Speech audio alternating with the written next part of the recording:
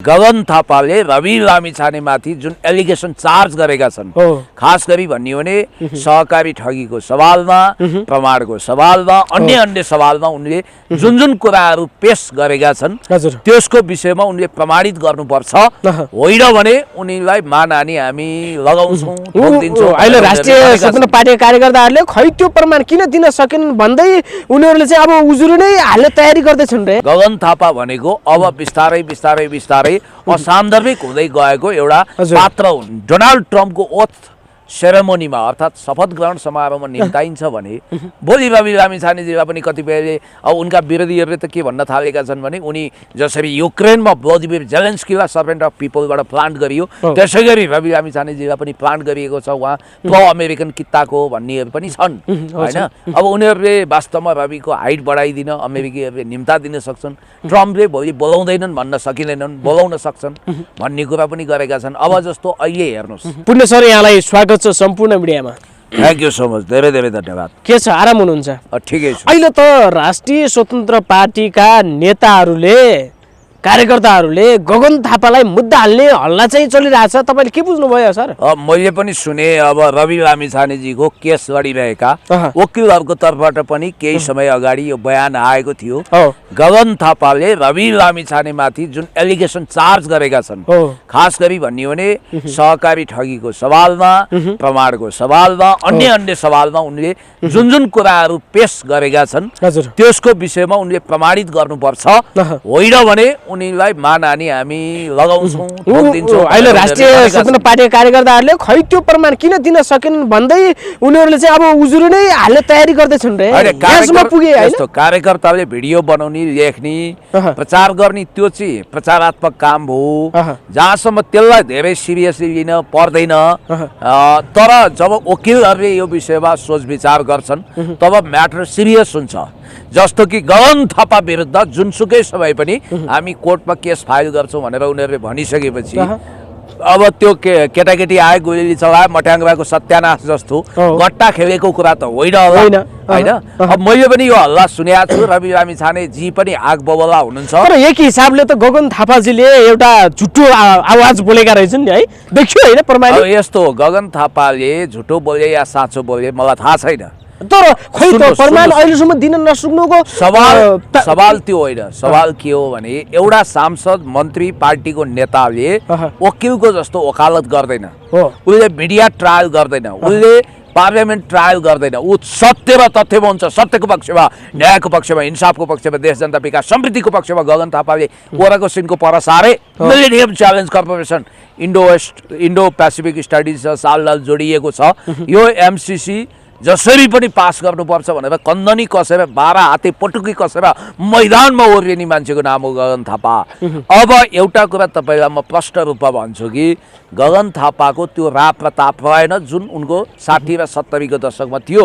गगन थापा भनेको अब बिस्तारै असान्दर्भिक हुँदै गएको एउटा पात्र हुन्। गगन थापाजी जुन हिजोका दिनमा संसदमा बुलन्द आवाज बोल्ने व्यक्ति आज कता गुमनाम छन्। अब फेरि 18 गते संसद खुल्दैछ, फेरि त्यतिखेर गगन थापाको जुन हिजोको जुन त्यो एउटा आवाज थियो त्यो फेरि आउला।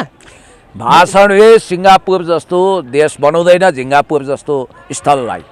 भाषणले चिउरा भिज्दैन, काम चाहियो काम, परिणाम चाहियो परिणाम। के गरे त गगन थापाले? उनकै निर्वाचन क्षेत्रमा वर्षायाममा हेर्न जानुस्, जहाँ लगभग डुङ्गा चलाउन सक्ने अवस्था बन्छ, बाढी त्यति गुटुटु कुदेको हुन्छ। गगन थापा नेपालको सत्ता राजनीतिकमा 15-20 वर्षदेखि ढलिबली गरिरहेका छन्। सांसद भएकै 2064-65 पछि उनी लगातार अवस्था छ। तर गगन थापाले के गरे त? आखिर गगन थापाले के मैले जस्तो गरिब दुखी भोगी असहायलाई लाखौं लाख सहयोग गरे? गगन थापाले जनताको खाना नारा छानाको समस्या समाधान गरे? गगन थापाले राष्ट्रियताको विषयमा ओराको सिनको पर सारे? बरु उनले राष्ट्रघाती अभिव्यक्ति दिइरहेका छन्। अब रवि लामिछानेको असीम अनुकम्पाको कारण अस्ति चुनाव जिते।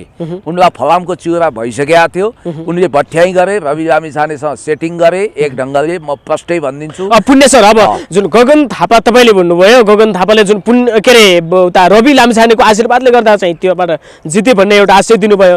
अब के त रवि लामिछाने फेरि पनि त्यही फस्लान्, रवि लामिछाने जुन अब त्यही ललिपपमा भुल्लान् गगन थापाको, तपाईँले के अब लाग्छ? सुन्नुहोस्, यो धेरै लामो विषय, जोगीहरूको अखडामा बसेर कहिले नटुङ्गिने टाइपको वेदान्ती बहस गर्नु हुँदैन। मिडिया कन्ट्रोल र अन्डरस्ट्यान्डिङ पावर जस्ता महत्त्वपूर्ण किताब लेख्ने विश्वप्रसिद्ध भाषाविद नोम चोम्स्कीले भन्नुहुन्थ्यो, राजनीतिज्ञहरू कहिले पनि स्टेरियो टाइपको भाषा प्रयोग गर्दैनन्। उनीहरूले आधुनिक युगका मूल्य मान्यता नम्सान भ्यालुजलाई एडप्ट गरेका हुन्छन्। मैले तपाईँलाई भनौँ, अन्याय विरुद्ध, अत्याचार विरुद्ध, भ्रष्टाचार विरुद्ध जसले दह्रो कदम चाल्न सक्यो त्यो अबको युगको नेता हो। राष्ट्रियताको पक्षमा, जनताको पक्षमा, विकासको पक्षमा, समृद्धिको पक्षमा उसले बोल्ड कदम चाल्न सक्छ कि सक्दैन, उसको परीक्षा त्यहाँ हुन्छ। यो हिसाबले हेर्दा गगन थापाले आफ्नो त उनले राजनीतिक आयु नै तोकिदिएका छन्। 2074 सालतिर सायद जिब्रोमा सरस्वती बसेको बेला उनले फ्याट्ट भनिदिए अब नेपालको राजनीतिमा उनी 10 वर्ष रहनेछन् भनेर। त्यतिखेर उनले आफ्नो राजनीतिक आयु तोकेका छन्।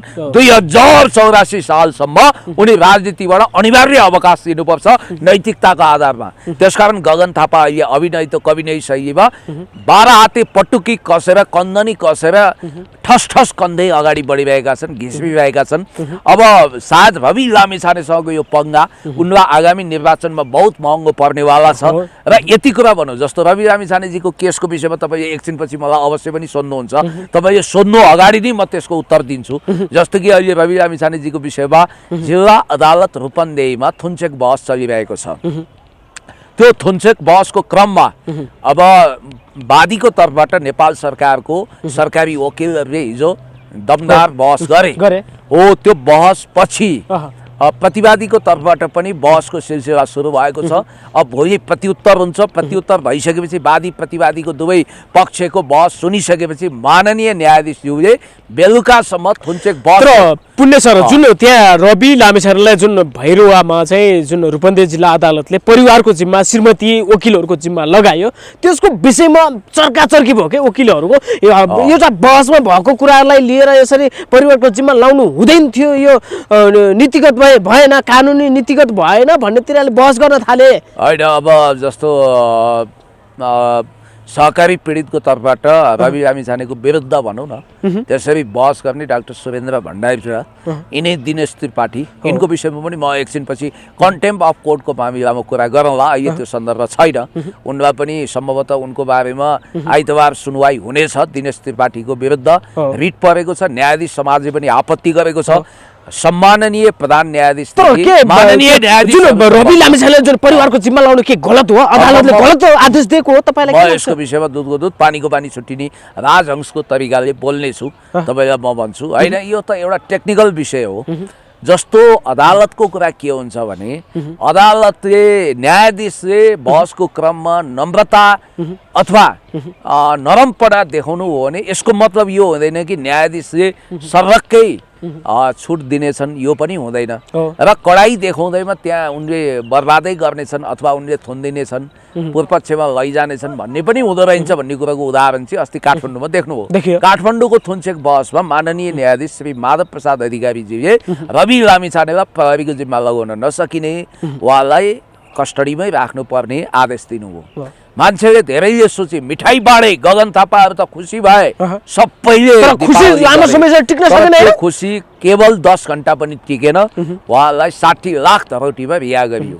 तर पुण्य सर, रवि लामिछानेलाई के अरे धरौटीमा रिहा गर्नु, परिवारको जिम्मा लाउनु, रवि लामिछाने बाहिर बस्नै हुँदैन भनेर यसरी बहस गर्नु, रवि लामिछाने जुन कास्की अदालतको आदेश जुन 65 लाख धरौटीमा छुट्नु भयो त्यसको विरुद्धमा उच्च अदालतैसम्म पुग्नु पर्ने यो सरकारी वकिललाई चाहिँ के को भुत चढाएको छ? रवि लामिछाने जसरी पनि हिरासतैभित्र छिर्नु पर्यो, पूर्वपक्षमै जानु पर्यो। यो न्यायिक प्रक्रियामा हामीले धेरै गुनासो गर्न सक्दैनौँ। जस्तो एउटा गीतै छ नि, फेरि पनि मेरो केही गुनासो। तर पुण्य सर, मेरो कुरा सुन्नु, इन्टरप्रेट तपाईँलाई भन्छु। जस्तो यो एउटा प्रक्रिया हो, प्रोसिडियर हो। मैले तपाईँलाई के भनौँ भने यो प्रक्रियाभित्र जस्तो जिल्ला अदालत कास्कीको जुन आदेश छ त्यो उपर पुनरावेदन भयो हाई कोर्टमा। हजुर, यो कानुनी प्रक्रिया हो, यसलाई अन्यथा लिनु हुँदैन। किनभने भोलि धरौटी खोलेको कुरालाई उसले सदर गर्छ या बदर गर्छ।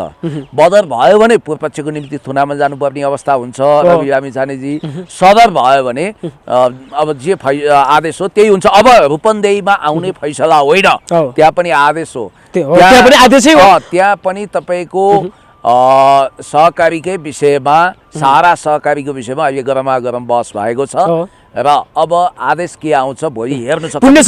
सुन्नु न, कतिपय पण्डितहरूले के भन्छन् भने रवि लामिछानेलाई 4वटा अदालतबाट धरौटी खुल्छ, 5औं अदालतबाट चाहिँ उहाँलाई पूर्व पक्षको लागि पठाइन्छ।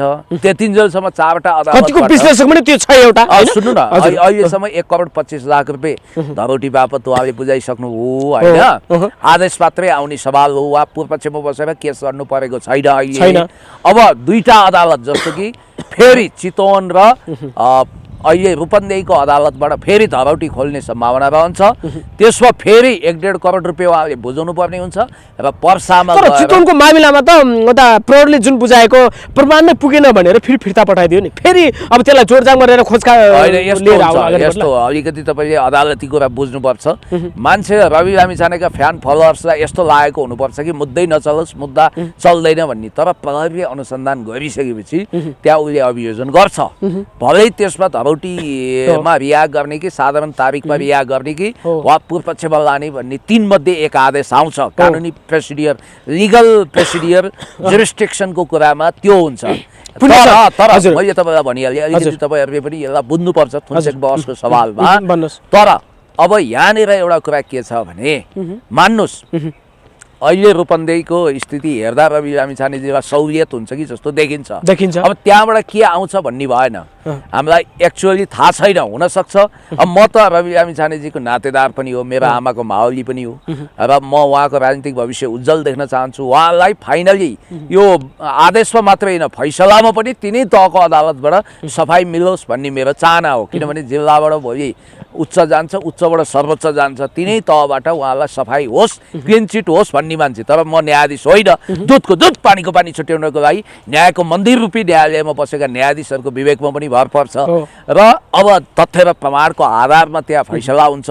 र तपाईँलाई एउटा इन्ट्रेस्टिङ कुरा के गरौँ भने रवि लामिछानेजीको हकमा चाहिँ कतै उहाँलाई 4वटा वा 5वटा अदालतबाट धरौटी खुल्दा उहाँले लगभग 3.5 करोड जति धरौटी बुझाउँदा त्यसको स्रोत के हो भनेर भोलि फेरि सम्पत्ति शुद्धिकरणमा जान सक्ने अवस्था त आउँदैन। पुण्य सर, जुन रवि लामिछाने कास्की अदालतको जुन आदेशलाई जुन विरुद्ध चाहिँ उच्च अदालत पुग्यो सरकारी वकिल कार्यालय, तर त्यही सहकारी केस हो, सहकारी ठगीको आरोप हो। यता ऋषिकेश पोखरेलको श्रीमती अञ्जना कोइरालाको विषयलाई लिएर किन सपोज पुग्न सकेन? होइन, मुद्दा त सिद्धिया छैन नि त। मुद्दा होइन, उता चाहिँ माथि चढ्ने, यता चाहिँ किन पछि हटेको? अदालतको कुरामा हामी जान्ने सुन्ने बाठो बन्नु हुँदैन। अदालतले के गरिदिन्छ भन्ने एउटा प्रश्न त छैन। एउटा वकिलहरुमाथि प्रश्न उठेको छ नि। जिकिर गर्ने भने रविका विरोधीहरूको आर्गुमेन्ट के छ? उहाँलाई धरौटी नै खोल्न मिल्दैन, किनभने त्यत्रो बिगो जरिवाना सहितको मुद्दामा धरौटी खोल्नै नमिल्ने ठाउँमा किन खोलियो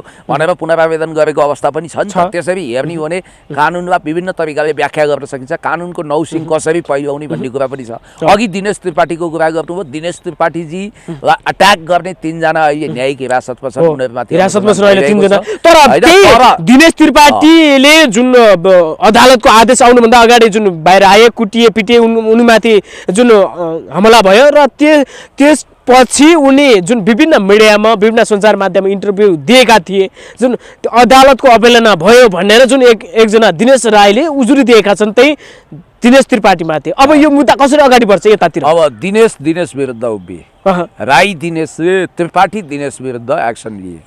अब दिनेश त्रिपाठीजी दुधले धोएको हो कि होइन, के हो यो चासो चिन्ता सरकार मेरो होइन। कालो कोट अहिले त कांग्रेसको कार्यकर्ता करार गरिदिएका छन्, यता के रे रासपा कार्यकर्ता। सुन्नु, राजनीतिक भूमिकामा पनि हुन्छन्, वकालत पनि गर्छन्, त्यस्तै छ। उहाँ नेपाल बार काउन्सिलबाट वरिष्ठ अधिवक्ताको उपाधि प्राप्त व्यक्ति हुनुहुन्छ। उहाँ वर्षौँदेखि वकालत गरिरहनु भएको छ। कुनै समय रवि लामिछानेको आत्महत्या दुरुत्साहनको केसमा पनि रविजीको पक्षबाट वकालत उहाँले गर्नुभएको छ। र मोहम्मद अफ्ताब आलम मानव राक्षस जस्तो भएको उसले गरेको अपराध विरुद्ध पनि उहाँ खडा हुनुभयो। त्यो हिसाबले हेर्दा कतिपय जायज मुद्दामा उहाँले बहस गरेको पनि देखियो र अस्ति वास्तवमै जुन आक्रमण भयो त्यो निन्दनीय छ। तर यसको मतलब यो सुन्नु, अगुवा कुन्नी के जाति हुनु भएन, उहाँ कुनै लेमेन होइन, उहाँ कानुन चिज हो। कानुन सबै बुझेको मान्छेले त्यसरी सम्माननीय प्रधान न्यायाधीशज्यू, अदालत र न्यायमूर्ति विरुद्ध त्यसरी बोल्नु दुःखको कुरा हो। अब कानुन त उहाँ कठघरामा उभिँदै हुनुहुन्छ, भोलि उहाँको 1 वर्षको सजायको माग गरिएको छ। अब त्यो माग दाबी पुरा भएर अदालतले उहाँलाई सजाय सुनाउँछ या कन्टेम्प्ट अफ कोर्टमा केही जरिवाना गर्छ या उहाँ बाइज्जत रिहा हुनुहुन्छ, यो भोलि देखौला। तपाईँलाई के लाग्छ, एउटा अधिवक्ता जस्तो वकालत गर्ने व्यक्तिले यसरी आफ्नो कानुन विज्ञता भनेर यसरी अगाडि बढेको अधिवक्ता जस्तो व्यक्तिले अन्य सञ्चार माध्यममा गएर होइन त्यसलाई हिरासतमै पठाउनुपर्छ, त्यसलाई छोड्नुहुन्न भनेर यसरी अन्तर्वार्ता दिँदै गर्न एउटा नैतिकताले दिन्छ? कानुनको परिपालन गर्ने कानुन चिज जसरी पण्डितहरूले शास्त्रको उल्लङ्घन गर्न मिल्दैन त्यसै गरी संविधान, कानुन, ऐन, नियमको व्याख्या गर्ने, कन्स्टिट्युसनल लको विषयमा धारा प्रभाव प्रवचन दिने विद्वान अधिवक्ता भनेर उहाँ पुकारिन्छ। त्यस्तो सिनियर एडभोकेट, त्यो पनि सर्वोच्च अदालतमा धेरै वर्षदेखि सिनियर एडभोकेटको रूपमा बहस पैरवी गरेको दिनेश त्रिपाठीजीबाट कमसेकम न्यायमूर्तिहरूको विषयमा त्यस्ता कुराहरू आउँछ भन्ने म कल्पना पनि गर्न सक्दैन थिएँ, तर आयो। अब जे गर्छ कानुनले गर्छ, उहाँलाई अब सजाय कस्तो दिने अथवा कुन प्रकारको दिने, वा बाइज्जत रिहा के गर्ने भन्ने कुरा हाम्रो हातमा छैन। अब स्वतन्त्र युवालाई के भन्नुहुन्छ, दिनेश राईलाई तपाईँ के भन्नुहुन्छ, तपाईँको केही सल्लाह सुझाव छ? यस्तो हुन्छ, म व्यक्ति फलाना तिलाना ढिस्काना भन्दा पनि उहाँलाई, तर स्वतन्त्र युवाहरू त रहेछ नि कोही त हैन, त्यो भइहाल्छ नि। त्यो टिट फर ट्याट भने जस्तो जस्तालाई तस्तै ढिँडाला नस्तै every action has equal but opposite reaction भन्ने न्युटनको थर्ड लॉ अफ मोसन पनि यहाँ लागू हुन्छ। उहाँले अब रविजीका समर्थकलाई थुनाइदिनु भयो, रविजीका समर्थकले उहाँ विरुद्ध लिगल एक्सन गरे, मौका पाए। त्यो मौका दिनु हुँदैन थियो नि त। दिनेश त्रिपाठीले उहाँले बोल्नमा संयमता देखाउनु पर्थ्यो। त्यहाँ चाहिँ झुके हैन दिनेश त्रिपाठी जी। अब जे होस्, अब कानुनले आफ्नो काम गर्न दिनुस्, त्यहाँ हुन्छ। अब बाँकी प्रश्न, अबको राजनीति कसरी अगाडि बढ्ला? नेपाली राजनीतिमा अब उतार चढाव दिनदिनै भइरहेछ। यता एमाले कांग्रेसको गठबन्धनमा सरकार छ, कतिले भन्दैछन् यो सरकार भाग्दैछ जनतादेखि हैन, संसदबाट जानुपर्ने, अध्यादेशबाट पनि चौतर्फी विरोधता फेरि अधिवेशन बोलाएको छ। अब कसरी अगाडि बढ्छ होला तपाईलाई के लाग्छ? विरोधीहरूको सुके धन्दा भनेकै सरकारको खुनखुत्रो उतार्ने हो। अब उनीहरूको बिजनेसै त्यही हो, विरोधको लागि विरोध पनि गर्छन्, कतिपय कुरामा रचनात्मक विरोध गर्नुपर्छ सच्चिनको लागि पनि भन्ने मान्यता छ। तर हाम्रो प्रजातान्त्रिक विधिबाट विरोध भएको देखिँदैन, अप्रजातान्त्रिक शैलीले विरोध भइरहेको देखिन्छ। सांसदहरूमा पनि गहिरो अध्ययन छैन, चिन्तन छैन, मनन छैन। अब यतातिर विश्व परिवेश हेर्दा चाहिँ अमेरिकी सर्वशक्तिमान राष्ट्रपति डोनाल्ड ट्रम्पले शपथ लिइसकेपछि उनले चीनसँग सम्बन्ध विस्तार गर्ने, भारतसँग एउटा दूरी कायम गर्ने र रसियनसँग र कोरियनसँग नर्थ एटलान्टिक ट्रिटी अर्गनाइजेसनबाट बाहिर आइसकेपछि रसियन कोरियनसँग राम्रो सम्बन्ध बनाउने उनले नीति लिएको र युद्ध विरोधी इतिहास बस्न खोजेको। हैन, कतिले त भन्दैछन् रवि लामिछानेलाई डोनाल्ड ट्रम्पले निमन्त्रणै पठाउनु भएको भन्ने कुरा नि आछ नि। अब अहिलेको लागि यो हाइपोथेटिकल हुन सक्ला हैन, किनभने फिलहाल रवि लामिछानेजी अब जेलमा गए, हिरासतमा अथवा मुद्दाको प्रक्रियामा हुनुहुन्छ हैन, उहाँमाथि तारन्तार मुद्दा छ। अमेरिकन इस्टाब्लिसमेन्ट भनेको यति इम्याच्योर्ड पनि हुँदैन र रवि लामिछानेलाई चिन्नुहुन्न अमेरिकी राष्ट्रपति डोनाल्ड ट्रम्पले भन्ने पनि होइन, किनभने उहाँ पनि deputy prime minister, home minister भइसक्नु भएको छ रवि लामिछाने पनि। फेरि डोनाल्ड ट्रम्पको पनि लामो राजनीतिक इतिहास होइन, उहाँ त्यहाँको राष्ट्रपति बन्नुभयो हैन, दोस्रो कार्यकालको लागि पुनः इलेक्टेड। अब अहिले डोनाल्ड ट्रम्पजीले जुन राष्ट्रपतिको शपथ ग्रहण गर्दै गर्दा नेपालीलाई कति अब त्रसित पनि भएका छन्। अब त्यहाँबाट जुन आफ्नो बाछीहरू लखटिने भन्ने कुरा आएको छ, यसलाई कसरी हेर्न सकिन्छ? अब नेपालले कसरी असर पर्छ या फाइदा हुन्छ कि कस्तो हुन्छ? थोरै भनिदिनुहोस्। मेक्सिकोको बोर्डरमा पाबन्दी लगाउने, कडाई गर्ने, क्रिमिनल एक्टिभिटीहरू क्रस बोर्डर क्राइम नहोस् भन्नको हिसाबले उहाँले त्यसरी पाबन्दी लगाउने कुरा आइरहेछ। त्यो स्वाभाविक रूपमा अमेरिकाको नेसनल सोभरेनिटी, टेरिटोरियल इन्टिग्रिटी, इन्डिपेन्डेन्सीको पक्षमा, सार्वभौम सत्ताको पक्षमा, भौगोलिक अखण्डताको पक्षमा त्यो आवश्यकता होला। अब गैर कानुनी रूपमा अमेरिकामा बसेका आप्रवासीहरूलाई कानुनले काम गर्ने र कानुनको आधारमा त्यहाँबाट उनीहरूलाई गैर कानुनी ठहरिएमा निकाल्ने भन्ने कुरामा अदालतले स्टे अर्डर दिइसकेका छ। त्यहाँ राष्ट्रपति नै अल इन अल हुने भए पनि त्यहाँ अदालतको पनि जुडिसियरीको पनि कुरा सुनवाई हुनुपर्छ। अहिले तत्काल रवि लामिछानेजीको हकमा चाहिँ अघि मेरो कुरा टुङ्गिया छैन। म तपाईँलाई भन्छु एकनाथ ढकाल जो यो सरकारको मन्त्री पनि होइनन्, फरेन मिनिस्टर पनि होइनन्, फाइनान्स मिनिस्टर पनि होइनन्, केही पनि होइनन्, यो देशको प्रधानमन्त्रीज्यूलाई डोनाल्ड ट्रम्पको शपथ ग्रहणमा निम्ता आउँदैन। तर एमालेको सिफारिसमा सांसद बनेको एउटा मामुली मान्छे एकनाथ ढकाललाई डोनाल्ड ट्रम्पको ओथ सेरेमोनीमा अर्थात् शपथ ग्रहण समारोहमा निम्ताइन्छ भने भोलि रवि लामिछानेजीलाई पनि कतिपयले अब उनका विरोधीहरूले त के भन्न थालेका छन् भने उनी जसरी युक्रेनमा भ्लादिमिर जेलेन्स्कीलाई सर्भेन्ट अफ पिपलबाट प्लान्ट गरियो त्यसै गरी रवि लामिछानेजीलाई पनि प्लान्ट गरिएको छ, उहाँ प्रो अमेरिकन कित्ताको भन्नेहरू पनि छन् होइन। अब उनीहरूले वास्तवमा रविको हाइट बढाइदिन अमेरिकीहरूले निम्ता दिन सक्छन्, ट्रम्पले भोलि बोलाउँदैनन् भन्न सकिँदैनन्, बोलाउन सक्छन् भन्ने कुरा पनि गरेका छन्। अब जस्तो अहिले हेर्नुहोस् मान्छे कुनै न कुनै शक्ति केन्द्रसँग अट्याच हुन सक्छ। अमेरिकन वा इन्डियन शक्ति केन्द्रसँग एक खालको न्यानो सम्बन्ध बनाएको हुनाले नै बालेन शाहज्यू जो लोकप्रिय मेयर हुनुहुन्छ काठमाडौँको, उहाँले चाइनिज एम्बेसीले गर्ने एउटा कार्यक्रम रोकाइदिनु हो भन्ने कुरा पनि आएको छ। हुन त बालेनजीले धुवा बढी हो चाइनिजहरूलाई सडक बनाउने दबाब स्वरूप मैले त्यो गरेँ भन्नुभएको छ। नेपालको असङ्ग बालेनजीले त अब तिमीहरूको काम चाहिँ रिङ रोड बनाउने त्यही रिङ रोडतिर कार्यक्रम गर भनेर फिर्ता गरिदिएको अवस्था छ। परराष्ट्र नीति र पञ्चशीलतालाई ध्यान दिनुपर्छ।